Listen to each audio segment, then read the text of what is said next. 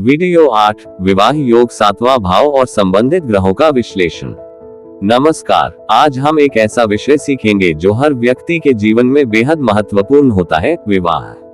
कुंडली में विवाह से जुड़े संकेतों को कैसे समझें, शादी कब होगी, कैसी होगी और विवाह जीवन कैसा रहेगा, ये सब बातें हम सिर्फ एक भाव और कुछ ग्रहों को देखकर जान सकते हैं।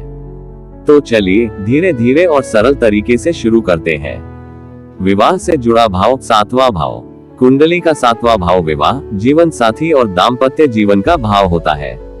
ये भाव ये बताता है कि व्यक्ति का विवाह कब, कैसे और किस तरह के जीवन साथी से होगा। कुंडली में इसे कालपुरुष की कुंडली में तुला राशि से जोड़ा जाता है, जो संबंधों और साझेदारी का प्रतीक है। इसलिए 7वां भाव सिर्फ विवाह नहीं, बल्कि जीवन की हर साझेदारी के लिए महत्वपूर्ण होता है। 7वें भाव में ग्रहों का असर। अब समझते हैं कि अगर 7वें भाव में कौन सा ग्रह बैठा हो तो उसका क्या प्रभाव होता है। अगर 7वें भाव में शुक्र हो और वह शुभ स्थिति में हो तो विवाह सुखद, प्रेमपूर्ण और आनंददायक होता है। अगर वहां शनि बैठा हो तो विवाह में देरी हो सकती है या जीवन साथी गंभीर स्वभाव का होता है। अगर मंगल बैठा हो तो संघर्ष की संभावना होती है, जिसे आमतौर पर मांगलिक दोष कहा जाता है। अगर राहु या केतु हो तो विवाह जीवन में भ्रम, अनिश्चितता या छिपे हुए कारणों से परेशानी हो सकती है। लेकिन याद रखें, ग्रहों का अच्छा या बुरा फल सिर्फ उनकी उपस्थिति से तय नहीं होता, बल्कि उनकी दृष्टि, स्थिति और स्वामी के संबंधों पर भी निर्भर करता है। 7वें भाव का स्वामी। अब बात करते हैं 7वें भाव के स्वामी की, मतलब उस भाव की जो राशि है उसका स्वामी कौन है और वह ग्रह कुंडली में कहाँ बैठा है। उदाहरण के लिए, अगर किसी की कुंडली में 7वें भाव में वृषभ राशि है तो उसका स्वामी हुआ शुक्र। अब देखिए कि शुक्र कुंडली में कहाँ है, किस ग्रह के साथ है और किस भाव में है।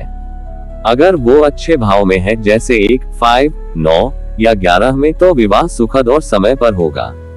अगर नीच का है, अशुभ ग्रहों के साथ है या 6, 8 या 12वें भाव में है, तो विवाह में रुकावट, देरी या संघर्ष हो सकता है। विवाह में देरी के संकेत। कई बार सवाल होता है, विवाह में देरी क्यों हो रही है। इसके संकेत कुंडली में इस तरह दिखते हैं। 7वें भाव या उसके स्वामी पर शनि या राहु की दृष्टि या उपस्थिति। शुक्र या गुरु का नीच होना। विवाह से जुड़े भाव जैसे 2वां, 7वां, 11वां कमजोर होना। और सबसे जरूरी, दशा और गोचर का साथ न देना। जीवन साथी कैसा होगा। अब बात करते हैं कि हम कैसे जाने कि जीवन साथी का स्वभाव, लुक्स और स्वभाव कैसा होगा। इसके लिए देखिए, 7वें भाव की राशि जो राशि होगी वो आपके पार्टनर के स्वभाव को दिखाती है।